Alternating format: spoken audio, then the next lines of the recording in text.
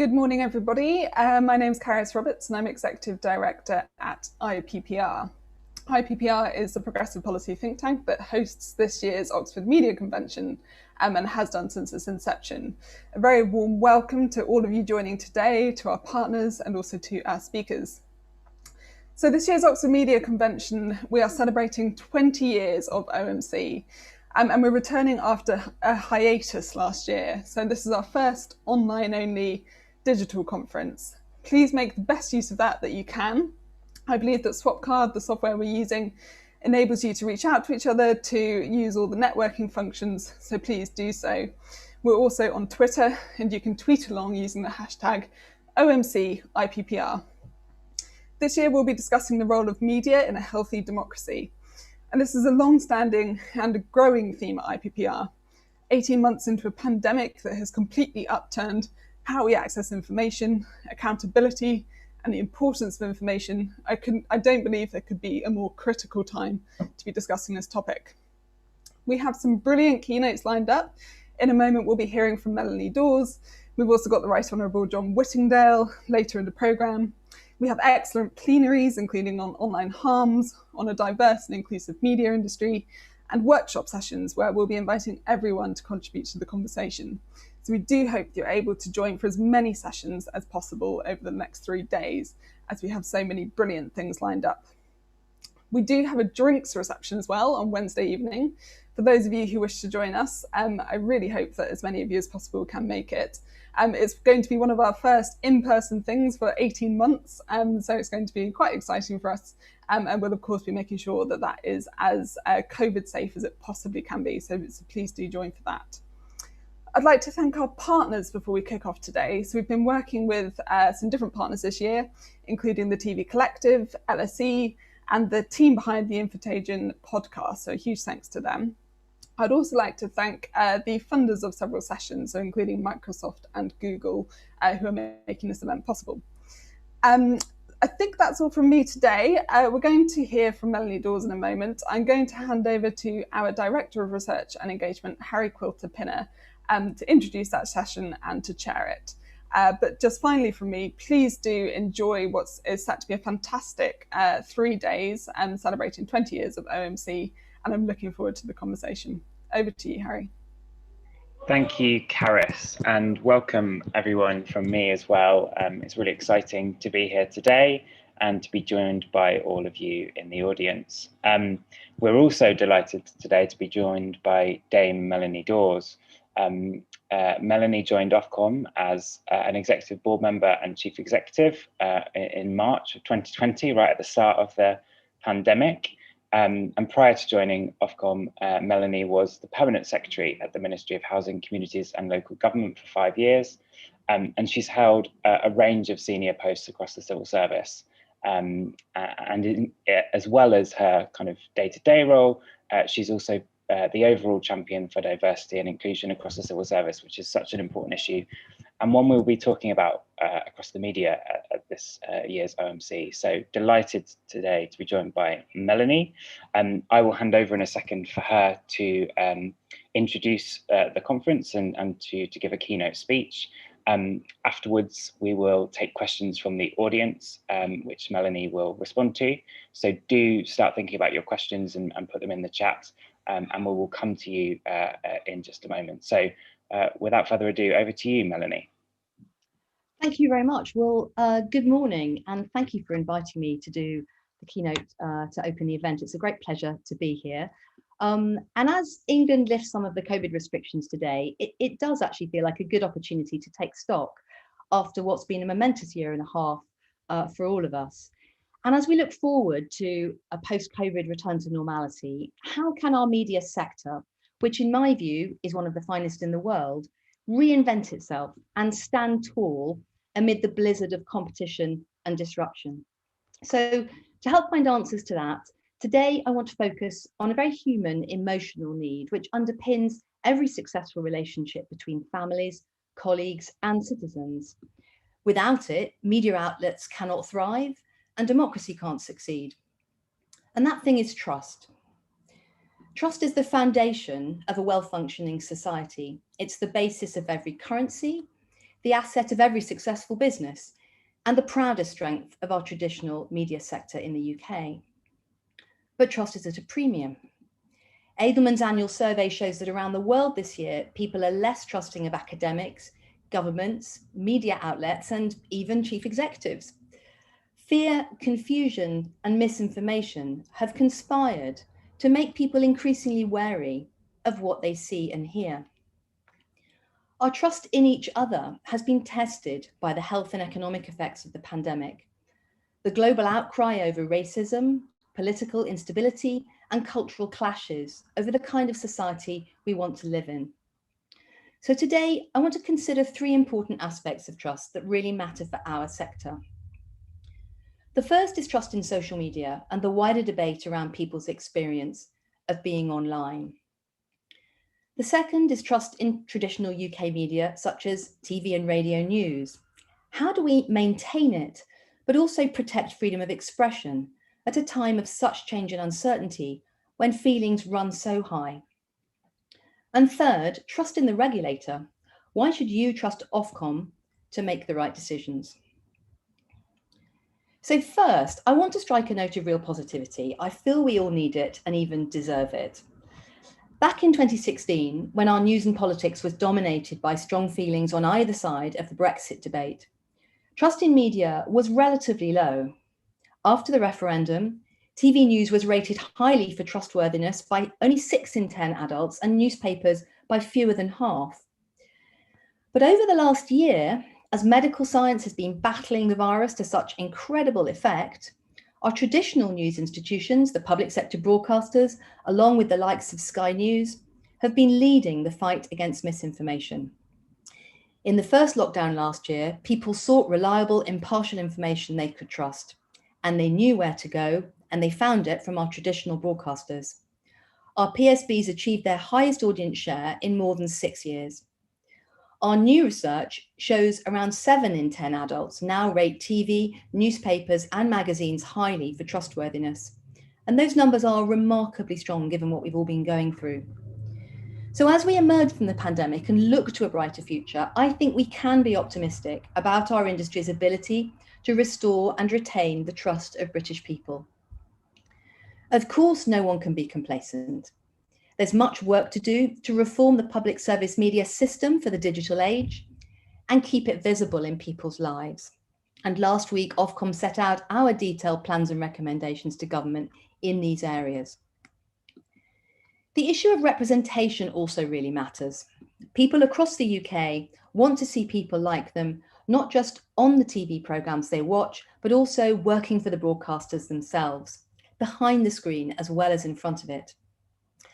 There are huge efforts going on across the industry to address this, but we know there's a lot more to do. Disabled people, women, and people from minority ethnic backgrounds remain underrepresented. And class and geography also matter and perhaps deserve more attention than we've given them before. Compared to the UK population, TV workers are around twice as likely to have grown up in a professional home and twice as likely to have been to a private school. Most broadcasting jobs are still based in London, even though 4/5 of the population lives elsewhere. So making progress on diversity is an essential part of maintaining trust in our media. We also know that trust so hard earned is easily spent, and the BBC has experienced that recently, of course, in the wake of Lord Dyson's report on the 1995 interview with Diana, Princess of Wales.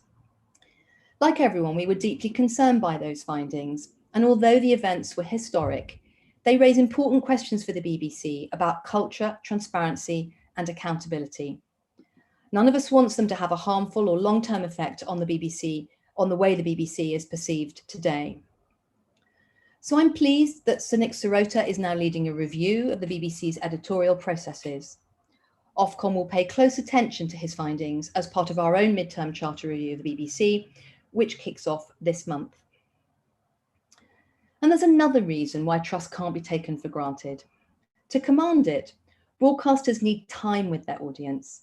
And that's hard. It's hard to maintain steady, loyal viewership in the face of such fierce digital competition. We saw that in lockdown. For all that spike in audience share, our PSBs lost ground to the streaming services. The time people spent watching the likes of Netflix and Disney Plus doubled last year. In the end, though, I am confident about the future of the industry. And that's because the enduring strength of our traditional broadcasters, including trusted services such as Sky, lies in their ability to do something the US platforms just can't: to make TV and radio programs that are about us and our country, and which reflect us back to ourselves in all the amazing diversity we have across our nations and regions. And by investing in those strengths and maintaining their reputation for accurate news, our broadcasters can remain important to millions of people, even as more of us get our news online. So let's now turn to social media, because half of adults now get some of their news at least from social networks.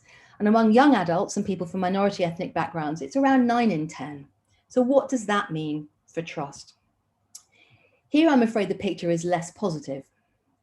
Next week, Ofcom will publish our annual survey of how people in the UK feel about the news. It's always a great read, I recommend it. And we found that when it comes to providing reliable, dependable news, social media is failing.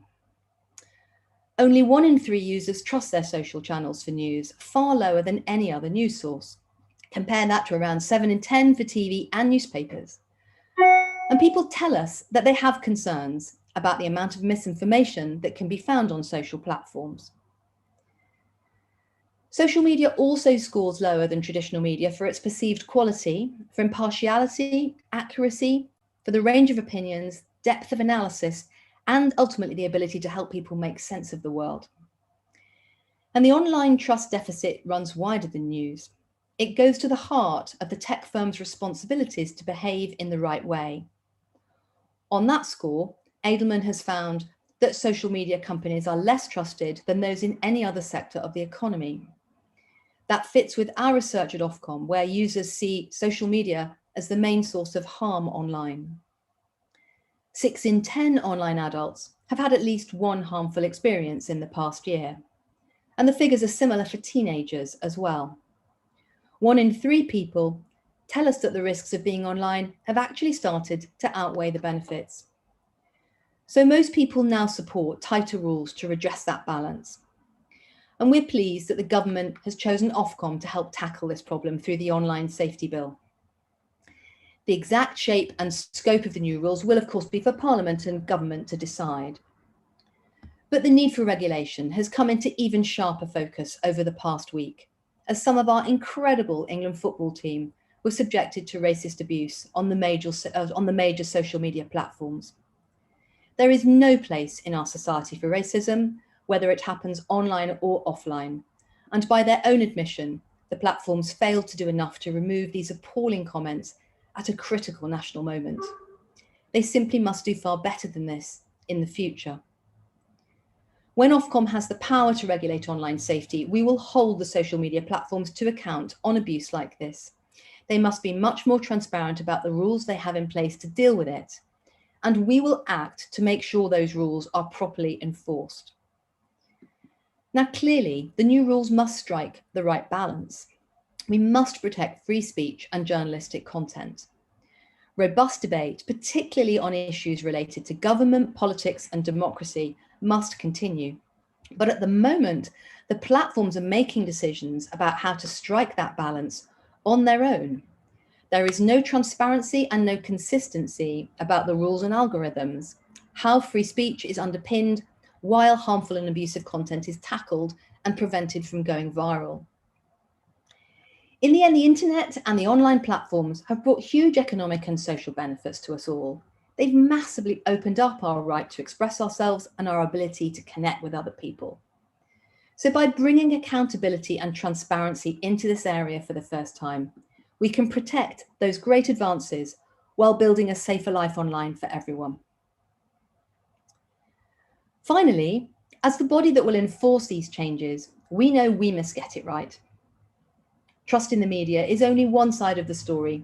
People must also have trust in the regulator. And that's why when we come to take on our new duties, Ofcom's watchwords will be as they've always been, and as set out in our founding statute: transparency and accountability to the public, the courts and Parliament, consistency, with decisions based on evidence, and proportionate, targeted only at cases where action is needed. This will not be about Ofcom attempting to regulate individual pieces of content. Instead, it's about holding platforms to account for assessing the risks to their users and putting in place sensible, concrete measures to address them. We'll be examining and enforcing against their systems and processes rather than individual bits of content. And that's a really important difference to how we regulate TV and radio today. We'll make sure our regulation supports innovation and competition in the UK and that our interventions are proportionate. And crucially, that includes protecting people's freedom of expression. Free speech is the lifeblood of the internet. It's at the heart of public life, and it's a necessary condition of a democratic society. It's also amongst the principles that Ofcom already protects in the work we do today. For proof of that, take a look at our track record in TV and radio. Parliament requires Ofcom to protect viewers from harmful material in a way that best guarantees the appropriate level of freedom of expression. And in doing so, we have years of experience of taking proper account of these things about how broadcasters' and viewers' rights to hold opinions and to receive and impart information are upheld. There's no right not to be offended by what you see on TV or hear on the radio. So while we look at every complaint we receive, we only intervene if we consider it's absolutely necessary. And we always root our decisions in evidence and particularly research and detailed understanding of what viewers and listeners actually expect. The vast majority of the time, broadcasters get it right and do a brilliant job of bringing a very wide array of programming to the British audience. Where they fall short, we take action. Now, the bar for intervention is high. In the past year, the public raised complaints about nearly 12,000 programmes on TV and radio. We formally investigated 48 of those and found only 29 in breach of our rules. We've allowed forceful, even provocative debate from a range of perspectives and worldviews to flourish on channels ranging from ITV to LBC, Al Jazeera to the newcomer, GB News. Equally, when broadcasters get it badly wrong, we don't hesitate to step in. On a handful of occasions, we've taken the ultimate step of withdrawing a licence. The reasons have included terrorist hate speech and explicit sexual content being available to children. Last year, a channel surrendered its licence after we found it broadcast incitement to murder. I hope no one would argue that cases like this should be justified by free expression. During the pandemic, we've sanctioned some smaller channels that recklessly promoted baseless theories about COVID, such as linking it to 5G mobile masts. That kind of misinformation was associated with violent attacks on mobile masts and could have put people's health at risk at a time of acute pressure on the NHS. But at the same time, we've also repeatedly made it clear that broadcasters are free to counter or challenge public health advice and the restrictions on people's lives. In fact, we believe the very restrictions in lockdown to our personal freedoms made the right to freedom of expression even more important.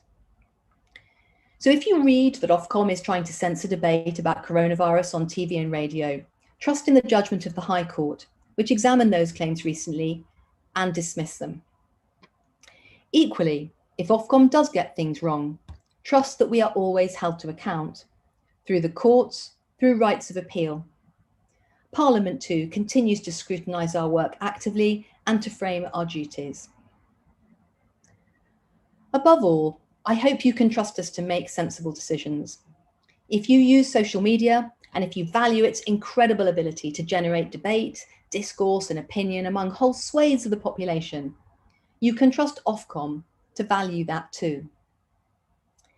If you work in the tech sector and you understand the need for regulation to be flexible and not to act as a brake on innovation and change, you can see that Ofcom is recruiting right now a range of tech specialists with deep knowledge of your sector who will help us to understand those needs and get it right.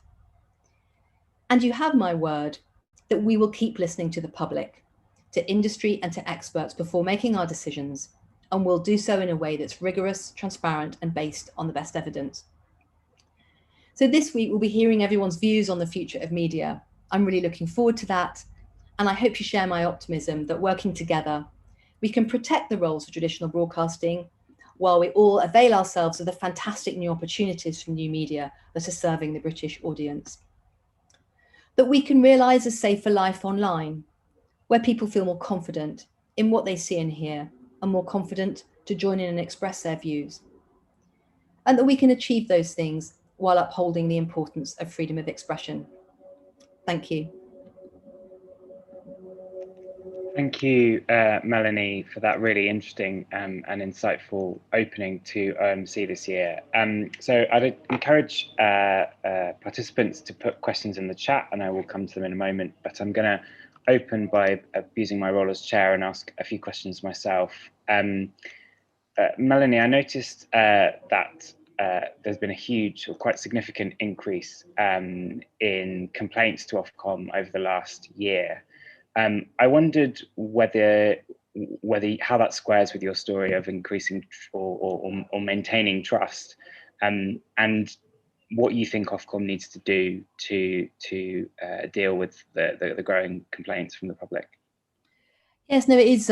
It's been quite a striking increase. We had 140,000 complaints overall last year, and that was a big increase on the previous year. And you've seen a sort of trend over the last few years. I mean, in the end, as I said, that amounts to 12,000 actual pieces of TV and radio. So the increase in actual, bits of programming is slightly smaller than the overall increase in complaints. So some of what's going on here, I think, is that people are, you tend to get campaigns on social media. People find it easier to complain than they did before, and that's a good thing, I think.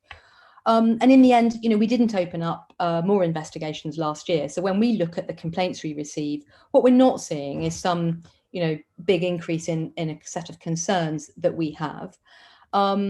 But we need to keep an eye on it, and we do look at absolutely every complaint. But in the end, that diversity of different views and programming is something that we also think is really important. And there just aren't very many countries that have such an incredibly wide array of programming as we have in the UK.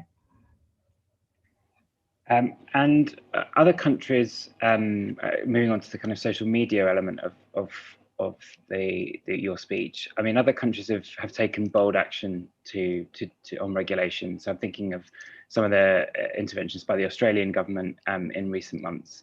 Would you support a similar approaches here in the UK? And there's a question in the chat which links to this, which is if online harm powers were in place now, what would Ofcom be doing to bring platforms to account, particularly around the racism to English players? What will we be seeing that's different in practice? Yeah, so look, I mean, in the end, the government will be bringing forward the bill on online safety, relatively soon, I think, and it will, be a very significant step forward. And there aren't very many other countries that are doing something like this. And what above all it will bring is greater transparency, I think, because the platforms are taking action on these things, particularly in recent years, they've stepped that up. But what we don't know is, what the underlying problems are that they're dealing with, how effective their interventions are. We've got no transparency, we've got no consistency.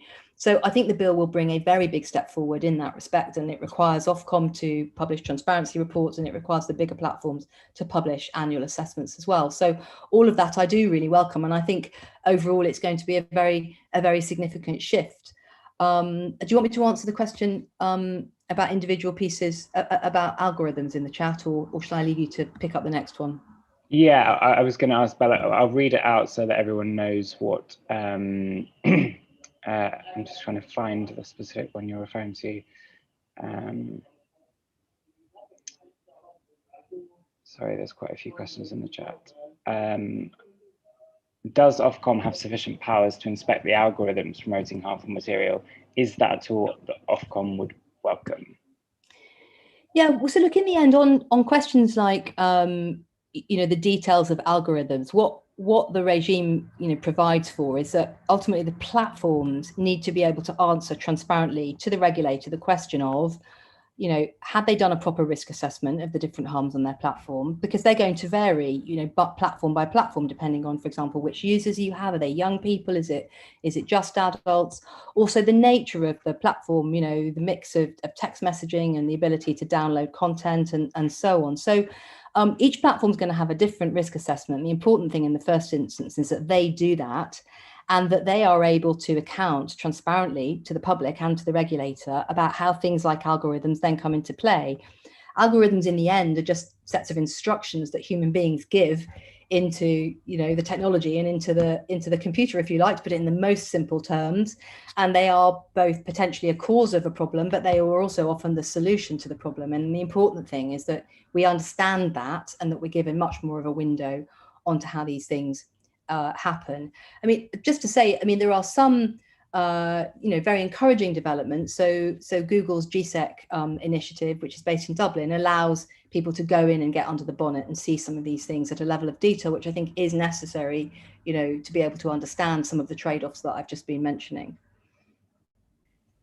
There's a really interesting question about diversity. So you mentioned the need for broadcasters to better represent the country in terms of class and geography.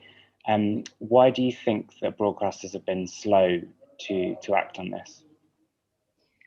Well, look, I think that there are all sorts of organisations, and I'd certainly include the civil service, which I worked in for 30 years, as you said earlier on. You know, lots of organisations have been slow to recognise some of these things. I think a lot of progress has been made on gender, for example, over the last 20 years or so. But in other areas, whether it's race, and particularly things where it's quite hard to measure and define, like class, I think need more attention. So the broadcasters are not alone in it being a bit behind the curve, but I would say that for the broadcasters, it's even more existential than it is for other organisations, because of the role they play in representing us and reflecting us back to ourselves as a country. So that's why I just think it's so existential for trust in broadcasting, and why I so want to see the improvements that we have seen continue and just get deeper. And I think it's not just about what we see on screen. You know, you can tell when a programme about disabled people has been made with disabled producers, with people who are actually behind the camera, really understanding how to tell those stories. You know, it isn't just about the actors, it's actually also about everybody involved in making programming. But we're making progress, but there is more to do. There's a couple of questions coming through at the moment about whether Ofcom has the resources and the power to really take on some of these new roles. Melanie, do you want to say a bit about whether you feel that you've got the tools and the funding and the resources that you need to really take on what are some big societal issues? Yeah, no, look, it's a big task, no question of that. And I should say we're already regulating some of the smaller video sharing platforms under an EU directive that was transposed last year as we left the EU. And that means we're already regulating TikTok, Snapchat, Twitch, and a number of others. Also some adult-only sites like OnlyFans. So we're beginning to get into this. We've already done a lot to improve our understanding and to do a lot of research with external partners who are really expert in these areas. In the end, I think what I'm confident about is that Ofcom's got, you know, an underlying strength and capability in things like our legal function, our ability to fuse understanding of technology with policy decisions. We've been doing that for many years, and we've got a lot of bench strength in that regard. What we need to build on, and what we are building, is clearly a lot more understanding of online technologies and things like data analytics, how algorithms are used, and so on. We're actually going to be joined in October by Sachin Jogia, who's from Amazon, who's been developing products, Alexa in particular, you know, in one of the big tech platforms. And I'm pretty confident we can attract people to come and join us, because the mission is great. It's, you know, it's something that actually a lot of people in the tech sector believe in, you know, absolutely existentially for them, that we can create a safer life online for everybody. So we have got a lot to do. We're not in any way complacent about the challenge, but I think personally that it's the right decision to ask Ofcom to take this on, because we've already got strength, so we can get up to speed more quickly, as long as we really are, you know, very clear-eyed about where we need to build new skills. A question from Damien Tambini from LSE, who's been involved in OMC for many years. Ofcom doesn't regulate individual bits of online content, but it is involved in writing the codes and defining what is harmful. What principles will you use to make these subjective judgments, and how will your independence from government be guaranteed in order to protect the trust that you've talked about today?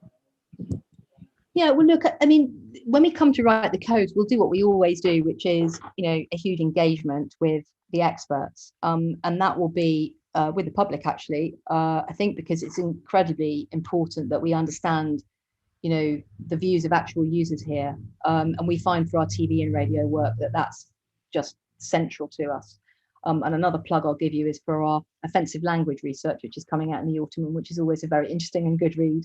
So it's partly that, but in the end, the Law Commission is also looking at some of the definitions here, because there are some, harmful practices online, and there are things like sort of suicide content and self-harm content where the boundaries aren't that clear, and they're looking at some of that at the moment, and that might help to crystallize and clarify a little bit some of what is inside an illegal definition of harm as opposed to something that's legal but harmful. So that we await, and I think it's going to be probably quite an important part of the discussion of the bill as it goes through Parliament, what some of those boundaries are. In the end, though, what we won't be doing is telling Twitter or Facebook, that was wrong, or this was right. But something like the last week where we've seen such horrific problems of racism, and of course we've seen them again overnight with Lewis Hamilton, which is a further depressing set of events.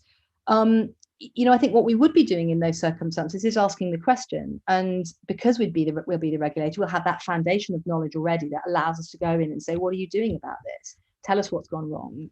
Tell us which bit of your system it was that you think hasn't quite worked here. What are you doing about it? How are you going to be public about that?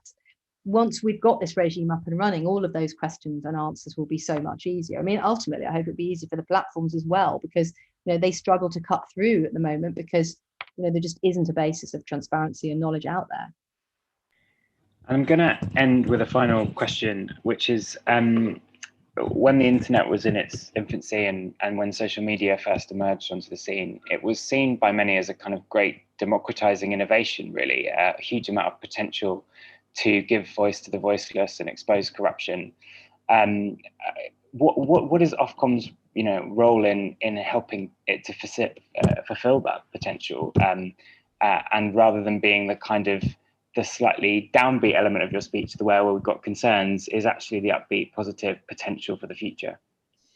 Yeah, absolutely. Look, I mean, in a speech about trust, I'm going to be talking about some of the issues, and I think it's important that we're clear about what the research shows there. But as I also said, it's absolutely, it's impossible really to imagine modern life without the internet, and impossible to imagine how our businesses could not have kept going during lockdown over the past year, and neither, I think, could we have remained as connected as we were as friends and families. So, this is now an absolutely central and incredibly positive part of our lives, but it's grown incredibly fast. Some of the platforms we're talking about have grown at a scale that's never been seen before globally. And there's been no regulation, no democratic oversight of some of the downsides and some of the risks that need to be managed. Ultimately, if we can get this right, it's a real win-win for the platforms in the way I was just describing, and ultimately really good for the UK that we're able to then describe how these things are balanced so that we can continue to get the benefits. And Ofcom again has what I hope people will believe is a good track record here of understanding, promoting competition is right at the heart of our duties as well, and something that we've long struck that balance between improving outcomes for the consumer and the citizen, while actually in the end allowing industries to come up with as many of the solutions as is possible. Because if it comes from the market itself, usually that's the first place you need to start, rather than the regulator telling you what to do in every single respect. So we've got to strike that balance. I'm pretty confident we've got the skills and experience to bring to bear on that. Dame Melanie Dawes, thank you so much for being our keynote speaker at this year's OMC, and for kicking off the conference with such a provocative and interesting debate. And thank you to our audience for joining us here today.